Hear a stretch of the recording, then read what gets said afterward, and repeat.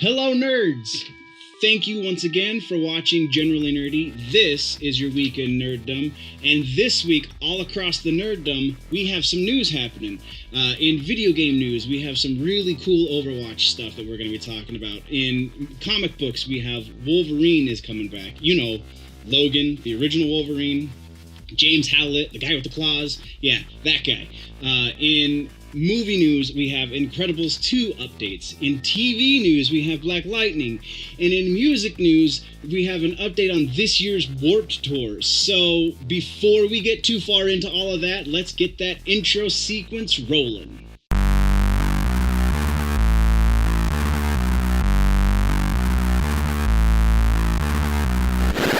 Generally Nerdy.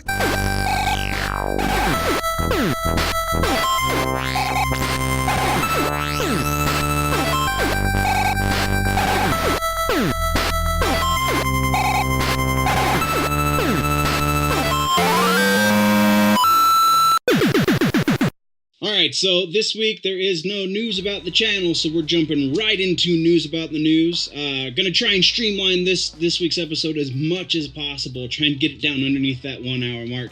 I don't think there's gonna be a supplemental this week because I'm pretty sure we're on a break from Walking Dead. Unless something crazy happens or I'm, off on my weeks for Walking Dead, this should be everything that you get. So no supplemental, we're just jumping right into video game news. Okay guys, so I was off a little bit. There was an episode of Walking Dead this week. I think we still have another 2 weeks of episodes. So yeah, my weeks were just off. This week's episode was fantastic yet again. This season rather just is not lagging like some of the seasons do. There's been at least 2 seasons where you wait the whole season for something to happen, and this is not one of those seasons, so I'm really excited about that. But this episode was unexpected because we got some humanizing elements for Negan, and they did such a job of making him into this total bad guy. He's the total not even anti-hero, just the bad guy, just absolutely horrible person. And so for the first bit of this episode, when he and the priest are stuck in the room together, I'm sorry I can't think of the priest's name right now. I'm sure I'll flash it on the screen, probably right about here. But yeah, so they're stuck in the room together with the walkers surrounding them, and Negan doesn't beat the crap out of them, and they eventually get out, and Negan gets him into the sanctuary and then puts him in one of those cells, and then he gets found by Eugene. Just a very interesting episode, and all of the humanizing elements that we get from Negan, by the end of the episode, he's totally negated. So he is the villain. He is a great villain. And Jeffrey Dean Morgan is not only having a fantastic time playing him, which is obvious, but he also is doing it very, very well. I'm super excited for next week's episode. While I'm thinking of it, it is just about Thanksgiving, so happy Thanksgiving to everyone who's watching. And that being said, website, generallynerdy.net, patreon.com/generallynerdy. Find me on all the social medias, and we're going to get you back to your regularly scheduled week in Nerddom.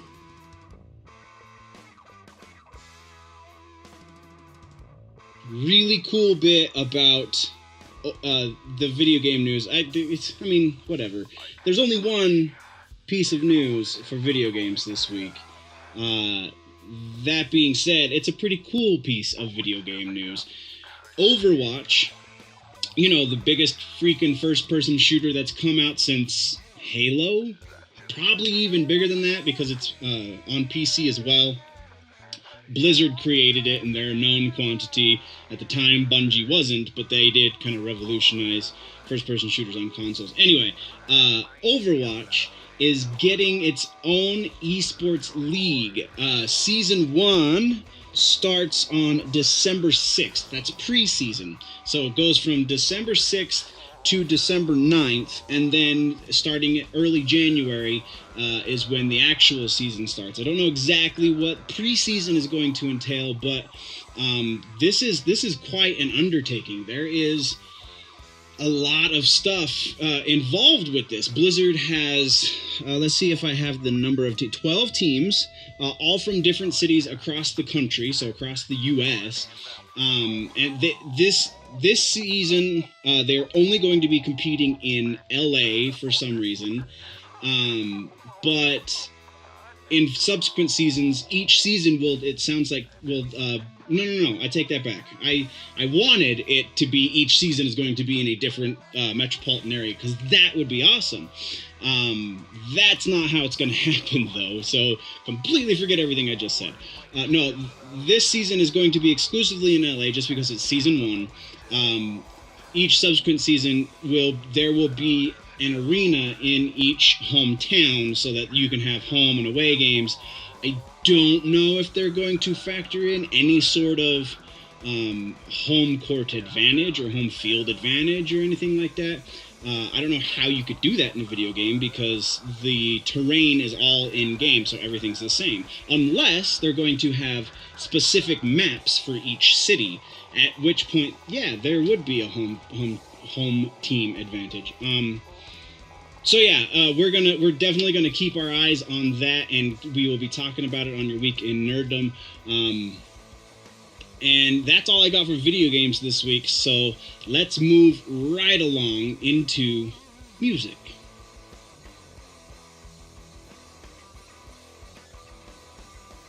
This week in music news, we got an update from In Flames. They are releasing a new EP. I really dig In Flames. They actually are the inspiration, I guess, for one of my favorite bands, Killswitch Engage. Those guys are real close. Early on in Killswitch's career, In Flames kind of took them under their wing, and stylistically, there's a whole lot of similarities, so I dig them. They're putting out a new EP. It's 4 songs. They're all covers. The last one is live.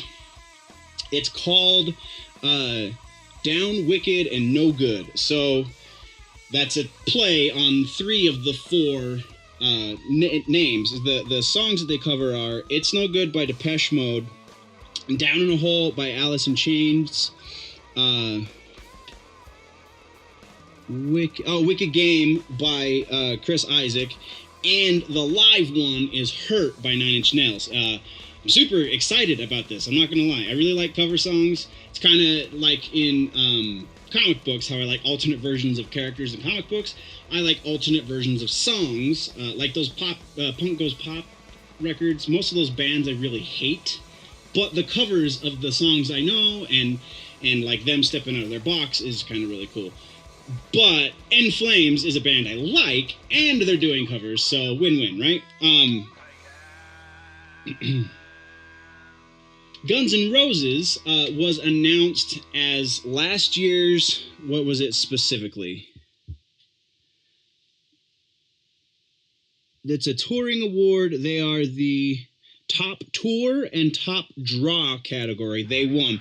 They beat U2 and Coldplay.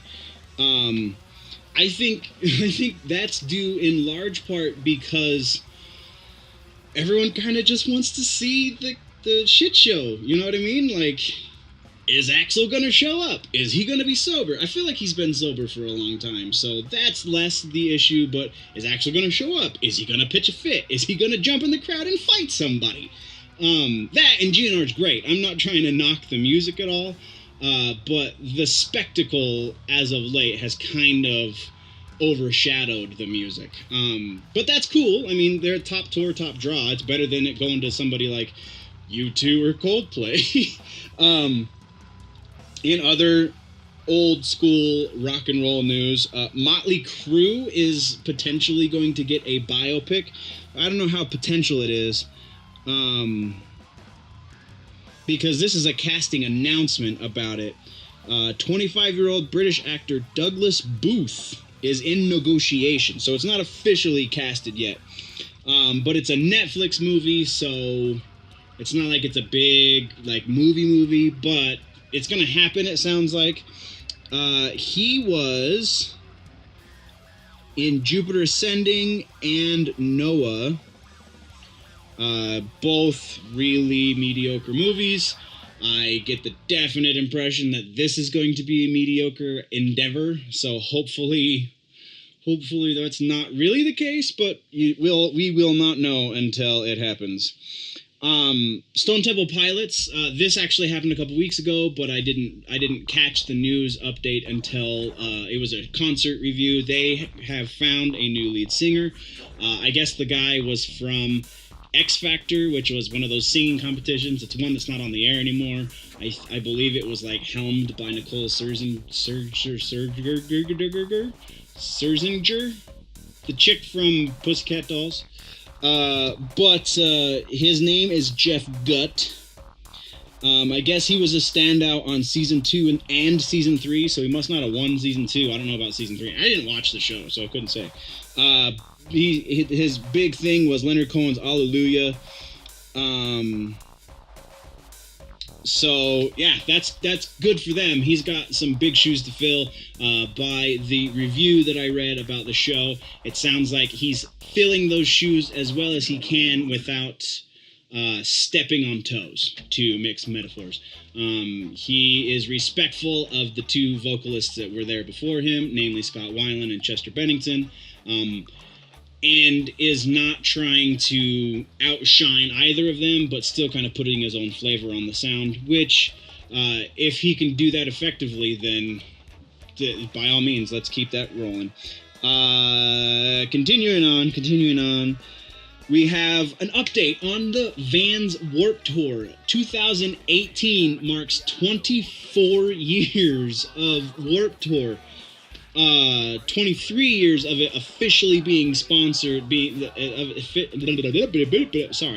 first day with the new lips. 23 years of it officially being the Vans Warped Tour.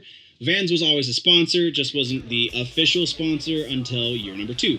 So, or the primary sponsor, I forget how that works. But this being year 24, they are calling it quits. I guess 2016 or 2017, the tour really kind of took a dive as far as monetary gain, and a big tour like that, or attendance rather, was the big thing.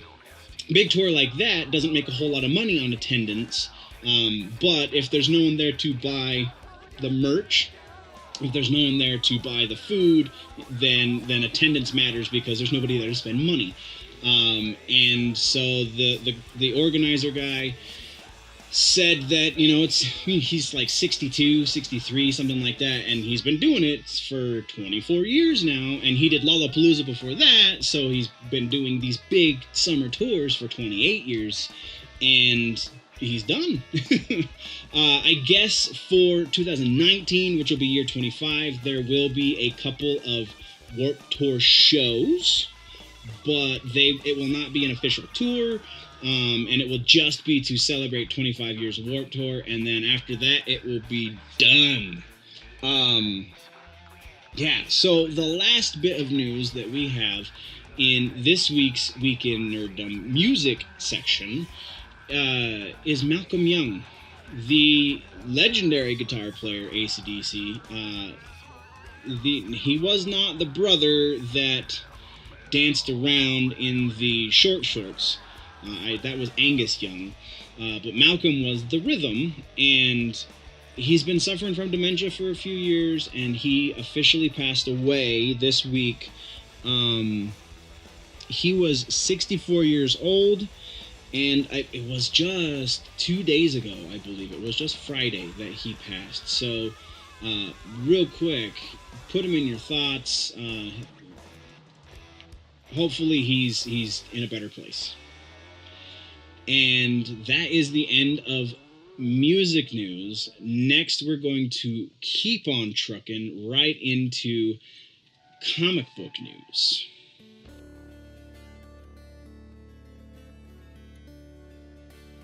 In comic book news, this one's another short-ish section. I just need to do...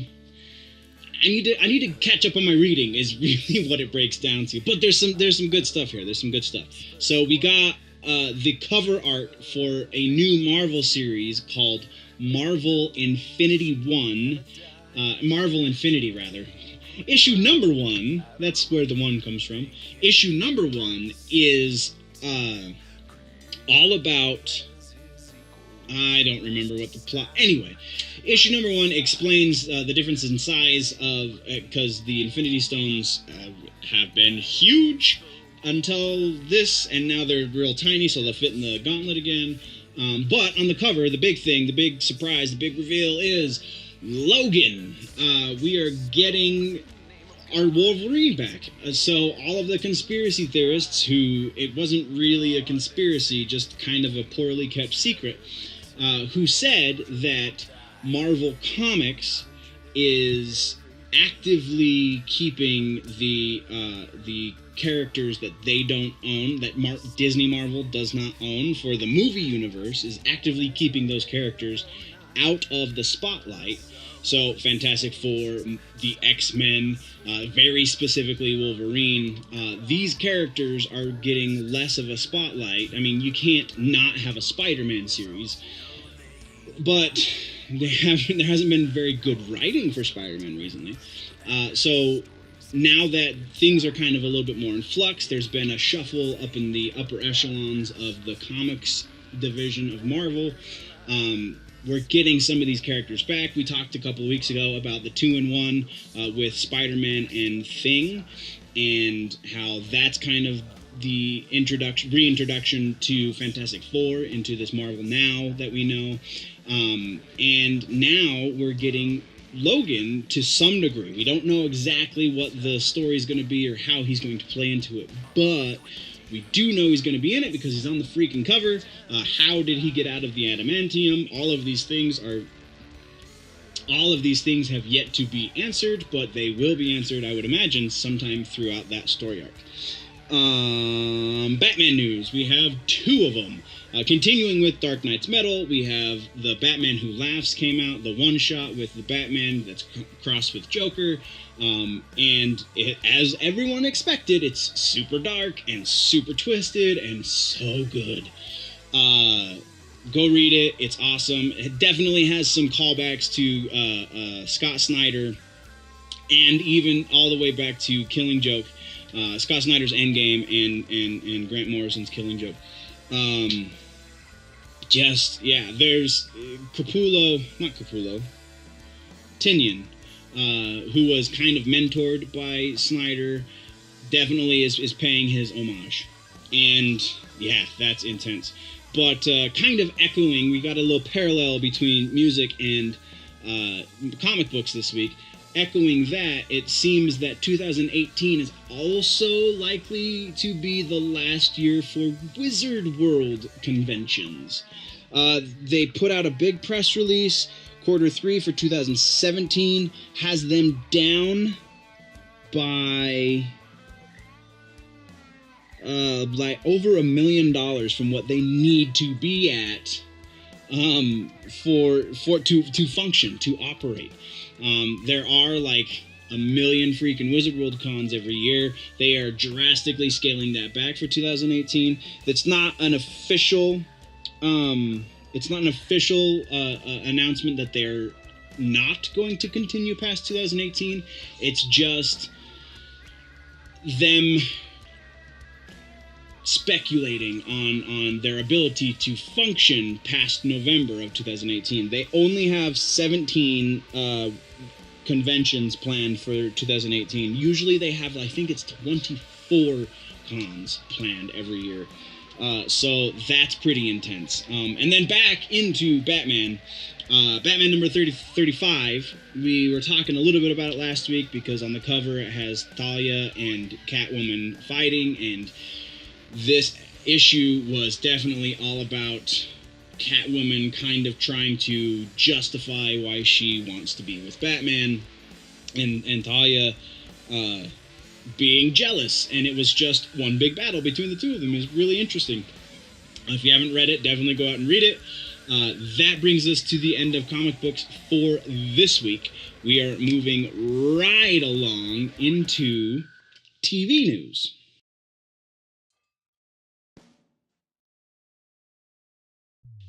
Now we're on to TV news, and we have... Alright, so The Walking Dead is the best show on television, and Fear the Walking Dead is good, but is not quite to the same level of awesome as the regular Walking Dead. Though, it is picking up some steam. It's getting a little bit better. For season 4, which starts... I did not write down when it starts, because, say it with me, folks, I take bad notes. Anyway...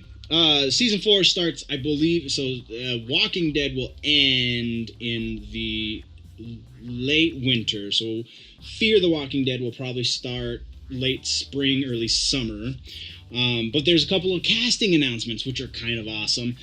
First, we have Jenna Elfman, who everybody knows, and if you don't know, she was in Dharma and Greg, she was the Angel in Can't Hardly Wait, Jenna Elfman. Pretty tall, blonde. Yeah. She has just been announced as being cast in next season. There are no details on what her character is. Oh, hey, look. Season 4 does not have a release date. I did write it down. Yay! And the peasants rejoiced.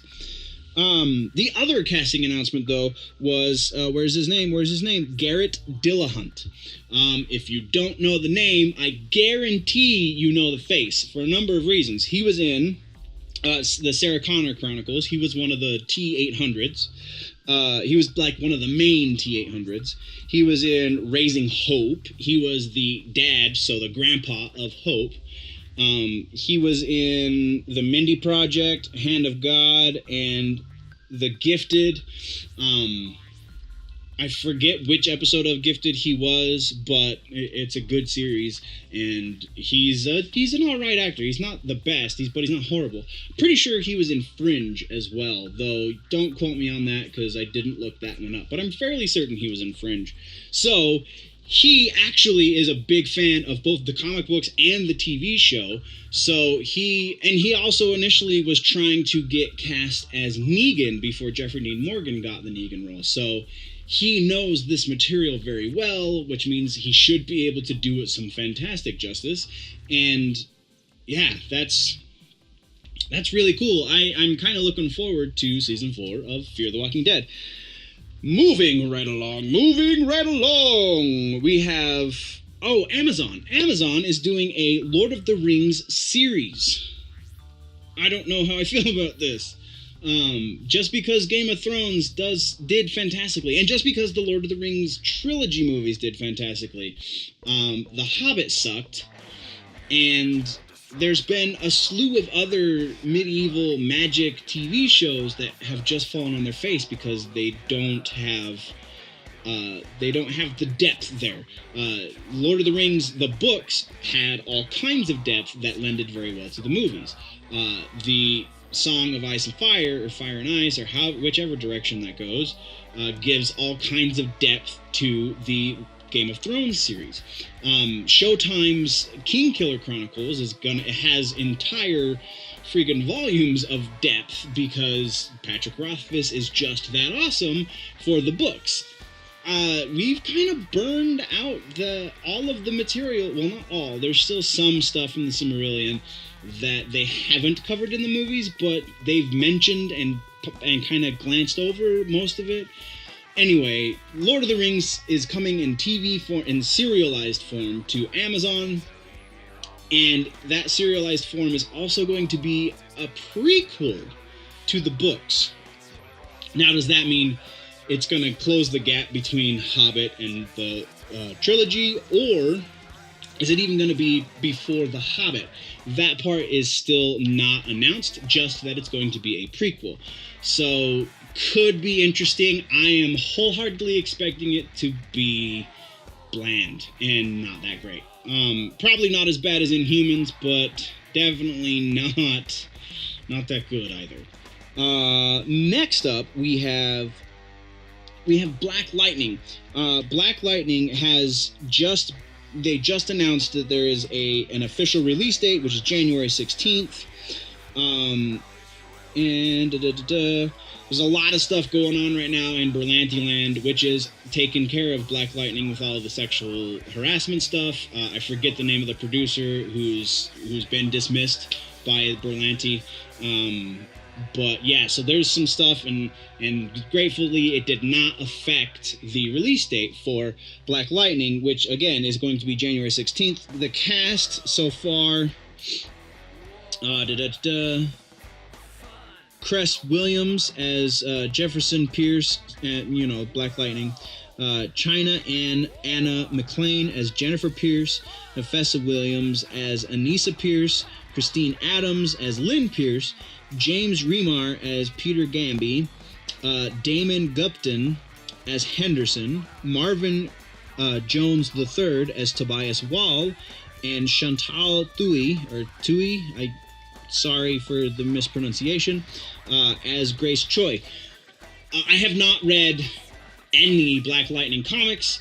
I am vaguely familiar with the character, and I really dig the Berlantiverse anyway, or what they call in the media the Arrowverse, but it's the Berlantiverse. Greg Berlanti helms all of these fantastic shows, and they all do really well. I'm a big fan of The Flash, passive fan of Arrow. Really dig the Legends of Tomorrow show. I'm excited for this Black Lightning show. I really dig the premise that he was trying to get out of it, and then he has to do it again to save his family, blah, blah, blah. It looks like it's going to be great, and I don't anticipate being let down by that. Keeping it moving to, I think this is the last bit of TV news we have this week. We have the Orville. And when the Orville was announced, and we kind of got some press releases about what was going to happen in the show, all of the things that we could expect, we had the brief conversation about Galaxy Quest, and how when Galaxy Quest came out, it was a minor hit in theaters and then kind of developed this crazy cult following because it was lampooning very hard and very obviously lampooning Star Trek, a couple of Star Wars-y references, and maybe some Battlestar stuff, some just general sci-fi jokery. But it was a cool movie and a very interesting premise. And so the conversation was, the Orville is as close to a Galaxy Quest TV show as we're ever going to get because of reasons that we went over in the episode. Well, it would seem that was... it would seem that I was mistaken. Galaxy Quest TV show is apparently in the works. I don't know to what degree necessarily. It says writer of the upcoming Galaxy Quest TV adaptation, Paul Scheer. So there's a writer. There's no casting as far as I know. It's still very much in development.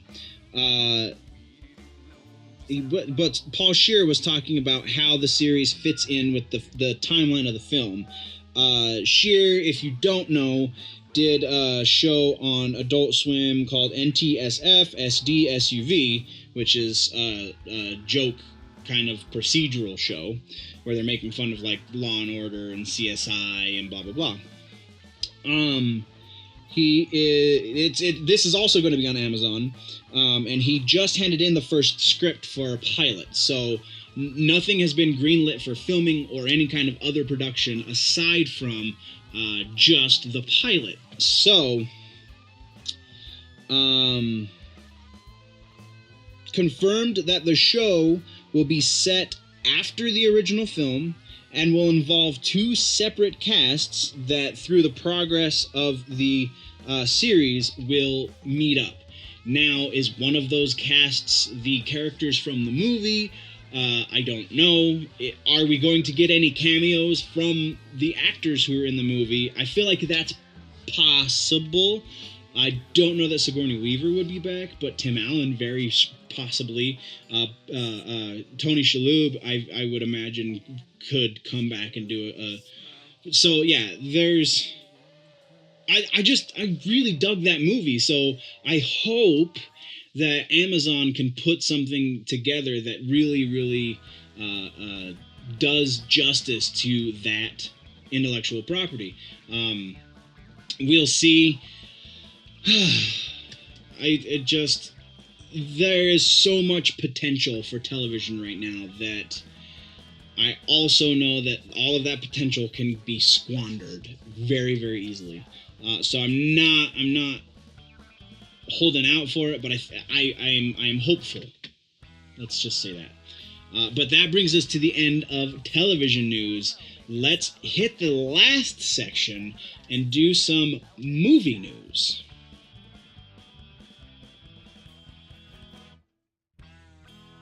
All right, so in movie news this week, we got some trailers for some shows, for some movies coming up that I'm one of them I'm super excited about, and that's Incredibles 2. Incredibles 2 is going to be great. It's just a teaser trailer. Go watch it right now. There's not a whole lot going on in it, but there is some stuff. And yeah. I'm not going to spend too much time on it just because it's the first trailer and there's no official press announcements or anything like that. So we're just going to move past it real quick. The other one is the Rampage trailer, and I called it. I told all of you. I told you so. I called it. This movie looks like it's going to be total crap. This is going to be like Day After Tomorrow bad, or even worse, what was the one that The Rock was in last, or 2 years ago, where the world came to an end? San Andreas is going to be worse than San Andreas, or at least as bad as San Andreas. I do kind of appreciate the angle that they're taking with it, in that it was the way that they're going with the story, because the gorilla we have some sort of attachment to, because our protagonist is The Rock, and he and the gorilla are buddies, and then something happens to the gorilla, and he gets crazy big, and then starts smashing things, and we get a giant wolf, and then at the very end of the trailer, we see a giant alligator. I don't know that the monster... the gorilla is easy, because it's definitely a gorilla. The wolf is a bit of a stretch, because it was more Wolfman in the game. But again, this is like, we're imbuing meaning to this meaningless game to make it into a movie that's going to be crap. So, but the last reveal is the third monster, which was really just kind of a green monster in the game, but they're making it a giant alligator crocodile thing. It's gonna be so bad. It's gonna be just a train wreck. I don't know what else to say. And then Jeffrey Dean Morgan's in it, and he can't stop doing the Negan lane. Oh yeah. Oh, it's like, dude, you're a good actor. Please don't do that. Yeah, I have zero expectation for this movie to be good. With that being said, we're gonna move it right along to the Justice League. Justice League came out this weekend. I'm not going to do a review of the Justice League. I have not seen the Justice League, and I don't know when or if I'm going to see the Justice League. I might pirate the Justice League. I might wait till it's in the dollar theater. I might wait till it's on Netflix to watch it. I just have no desire to pay $15 to see a movie I know I'm going to only passively like at best. All of the reviews that I've seen from reputable sources say it was okay, and all of the reviews I've seen from places that are not familiar with nerd culture say it was okay.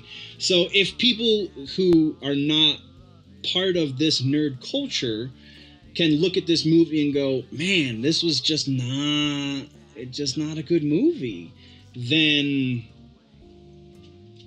I have no desire or no expectation that I'm going to think it's a very good movie either. It just continues all of the shit from BVS and everything that came before it. So it is apparently indication that they are course correcting in the proper direction. It's just not enough to make us want another DC movie. Hi, buddy. Oh. He's gonna help us. Say hi to the camera, Russo. Say hi to the camera. He's gonna help us finish movies, and therefore the episode. So Justice League, I'm not gonna do one. Moving on, we're going into Fantastic Beasts and Where to Find Them, the sequel. We all knew it was coming. They just released a casting picture that has Jude Law in it, who is going to play a young Dumbledore in America. Interesting. I really dug the first one. I am not the biggest Harry Potter fan, which I know loses me so many nerd points. I just can't get into those books for whatever reason. I read the first one and just felt like I was being talked down to the whole time. I know I'm supposed to continue through book 3 for it to get really good for somebody in my age group. That being said, I just never took the time. So, I mean, I am a passive fan of the movies.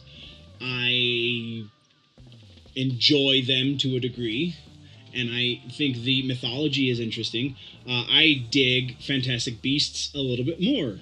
It's the same universe, I know, but I don't know. I feel like it was better. I don't know why. So the other bit, we're going to go through the characters and the actors playing them. So we have in the picture, so if you're looking at this picture, this is going from left to right in the picture. We have Albus Dumbledore, who is Jude Law, like we just mentioned. We have Credence, who is Ezra Miller. We have Maledictus, who is Claudia Kim.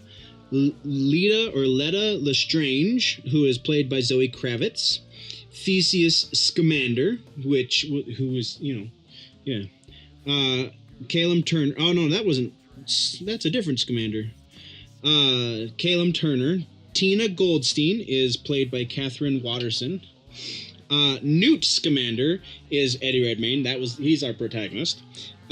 Jacob Kowalski is Dan Fogler. Queenie Goldstein is Alison Sodul. And Gellert Grindelwald is Johnny Depp. So Johnny Depp will be coming back. He now has so much nerd credit on his filmography list on Wikipedia/IMDb.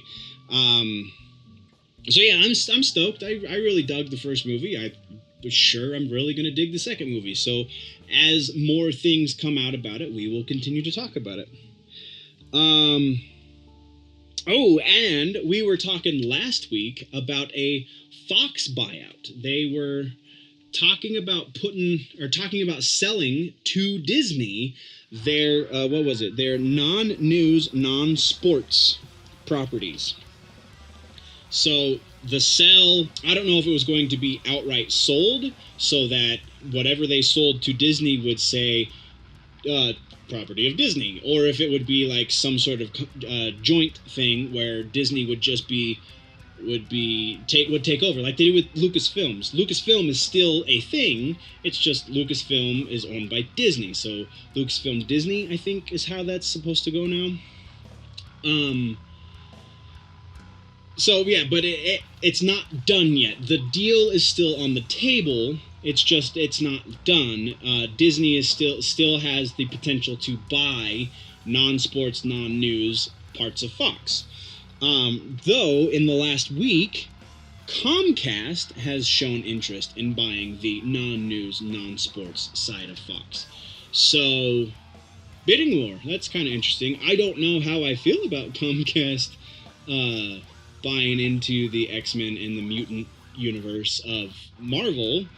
I think, as a fan, I would rather it all go to Disney, just that way we can get some really awesomeness come Phase 4 when they start to reboot all their franchises again.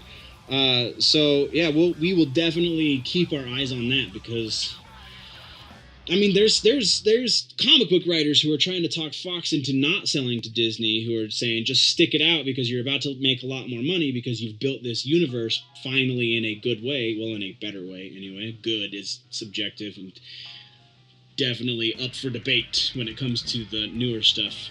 Aside from Days of Future Past, because that was really good. Moving along. Ooh, Multiple Man. So, speaking of Fox movies, Multiple Man,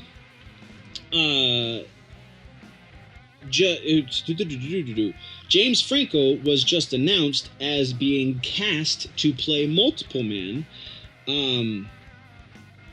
According to Deadline, Franco was Harry Osborn in the Tobey Maguire Spider-Man movies. And he's also, because James Franco just wants to do everything, he's also going to be in the Hardy Men movies. Only one of them has been announced, so I'm sure they're going to want to turn it into a series.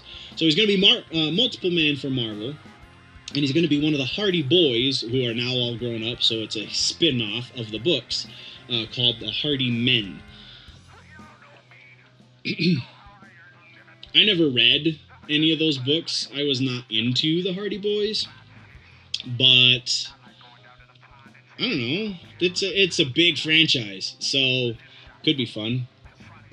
Moving along. Oh, I think we've come to Russo. We've come to the end. Oh, don't fall, buddy. Don't fall. We've come to the end of the episode. How crazy is that?